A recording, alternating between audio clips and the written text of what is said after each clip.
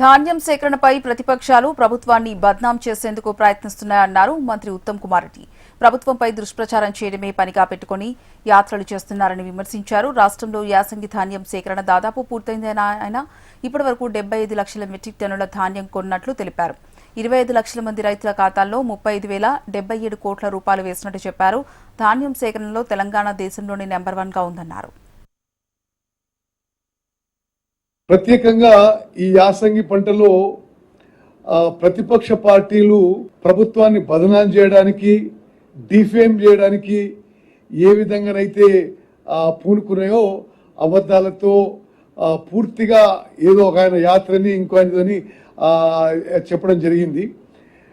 వాస్తవం ఏముందంటే భారతదేశంలోనే ఎక్కువ వరి పంట ప్రొక్యూర్మెంట్ ఈ సీజన్లో ఈ యాసంగి పంటలో తెలంగాణ రాష్ట్రంలో జరిగింది. Highest ever paddy procurement in any state in the country.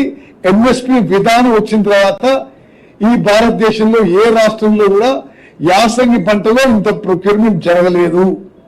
ఇది వాస్తవం. అయితే వాళ్ళు రకరకాలుగా అవాస్తవాలు అబద్ధాలు చెప్తూ మరి మా ప్రభుత్వానికి క్రెడిట్ రావద్దనే దిశలో ప్రయత్నం చేశారు.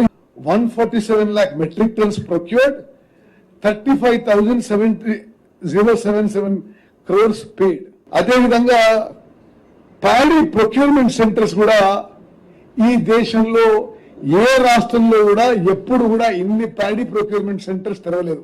గవర్నమెంట్ ఆఫ్ ఇండియా, కేంద్ర బీజేపీ ప్రభుత్వం వాళ్ళిచ్చిన ఎంఎస్పి ధరకి, వాళ్ళిచ్చిన ఎంఎస్పి కండిషన్స్ కి, వాళ్ళిచ్చిన ఎఫ్ఏక్యూకి వాళ్ళు కేవలం 52 లక్షల మెట్రిక్ టన్నులు కొనుగోలు చేయమని చెప్పినా మేము అదనంగా 6,500 కోట్లు పెట్టి 75 లక్షల మెట్రిక్ టన్నులు కొనుగోలు చేసినాం. ఇంత మరి కేంద్రంలో అధికారంలో ఉన్న బీజేపీ వాళ్ళు ఇక్కడ రకరకాల మాటలు మాట్లాడారు. ఖరీఫ్ ప్లస్ రబీ కలిపి ఏ బీజేపీ రాష్ట్రంలో కూడా, తెలంగాణ కంటే పెద్ద రాష్ట్రాల్లో కూడా ఇంత ప్రొక్యూర్మెంట్, వరి ప్రొక్యూర్మెంట్ చేయలేదని చెప్పి నేను మనవి చేస్తున్నా.